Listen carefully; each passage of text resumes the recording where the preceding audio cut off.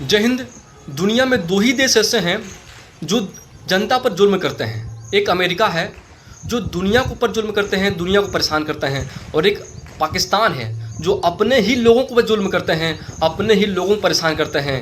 अभी पाकिस्तान के जम्मू कश्मीर के पीओके में वहाँ आंदोलन चल रहा था सरकार के खिलाफ, तो वहाँ के सेना के द्वारा वहाँ के जनता को डायरेक्ट शूट किया जा रहा है, डायरेक्ट गोली मारा जा रहा है। सोचिए, वहाँ का सेना पीओके की जनता को डायरेक्ट शूट कर रही है, गोली मार रही है, जेनोसाइड कर रही है। सरकारी आंकड़ा के अनुसार लगभग 70 से 80 लोगों को गोली मार खत्म कर चुका है। सरकारी आंकड़ा 70 से 80 लोग हैं, तो सोचिए रियल में कितने लोग को गोली मारा होगा। रियल में लगभग 1000 से ऊपर लोगों को गोली मारा गया है।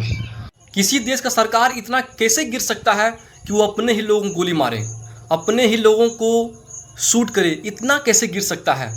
हाँ सरकार, हाँ जनता आंदोलन कर रही है तो अपने बातों को लिए आंदोलन कर रही है, उसका कुछ डिमांड है, उसे पूरा अगर नहीं कर सकते हैं तो एक हद तक हम उससे बात कर सकते हैं, लेकिन इतना नहीं गिर सकते हैं कि जनता को गोली मार दें। अब वहाँ पीओके जनता आंदोलन इसलिए कर रही है, उसका दो डिमांड है। पहला डिमांड है कि उसे बेसिक इंफ्रास्ट्रक्चर मिलना चाहिए। बेसिक इंफ्रास्ट्रक्चर मतलब कि वहाँ पर महंगाई हो रहा है, आटे नहीं मिल रहा है, बिजली का बिल बहुत महंगा आ रहा है, टैक्स बहुत महंगा है और महंगाई बढ़ रही है, इसे कम किया जाए। ये एक पहला डिमांड है। और दूसरा डिमांड है कि वहाँ पर पीओके के विधानसभा में 53 सीट है, और उस 53 सीट में 12 सीट ऐसे हैं जो रिफ्यूजी के लिए रिजर्व हैं। रिफ्यूजी मतलब जो इंडिया के कश्मीर से वहाँ पे गए हैं, उस सब के लिए रिजर्व है।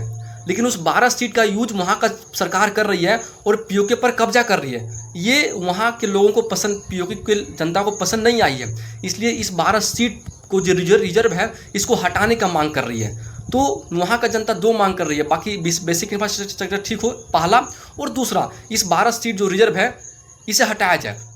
ये दो डिमांड को लेकर के वहाँ का जनता आंदोलन कर रही है सरकार के खिलाफ।